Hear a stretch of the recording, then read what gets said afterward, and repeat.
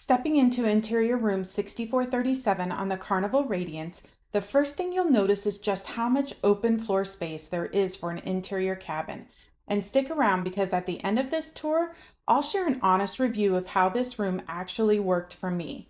The nightstands are currently set off to the side, but they can easily be moved next to the king bed and placed on either side to better suit your setup. This bed can also be split into 2 twin beds if you're traveling with a friend or family member.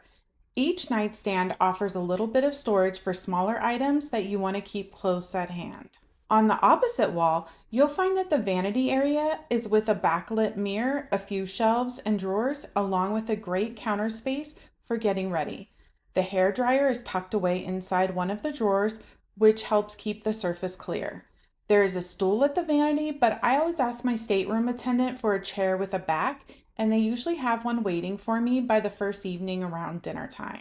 Just adjacent to the vanity is the TV with a cabinet below where you can tuck away smaller items or accessories. For charging, you'll find 1 European receptacle, 2 US receptacles, and 2 USB-A ports to help keep your devices powered up.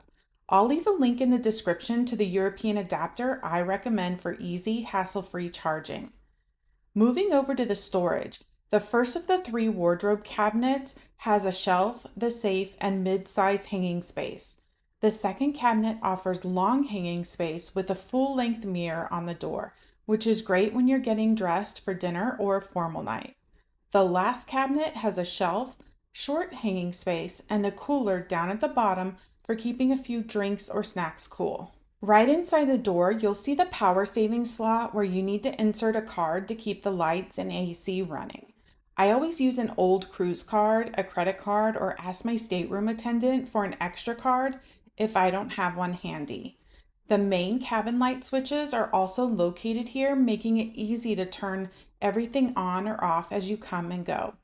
The thermostat is digital and easy to use, so you can quickly adjust the temperature to your comfort level. Stepping into the restroom, you'll find the familiar compact Carnival layout, but it's laid out efficiently. There's a vanity with a single sink, a well-lit mirror, and several narrow shelves on the sides for your toiletries. The counter space is limited but manageable if you keep things organized. The shower is curtain walk-in style with an adjustable shower wand, built-in dispensers for basic shampoo and shower gel, a grab bar for stability, and a pull-out clothesline that's handy for drying swimsuits or small items. And yes, it does feature the classic shower curtain that has a reputation all of its own. Overall, everything in this interior room worked well, and the extra floor space made it feel more open than a standard smaller footprint interior cabin. The TV is a bit on the smaller side, but because this is an interior room with no natural light, one trick I like is turning on the TV to the bridge cam at night so the screen gradually brightens as the sun comes up, helping me wake up on time. For the cheapest room on this ship, I found it worth it and felt it delivered a very solid experience. Thank you for watching, and I will see you on the next horizon.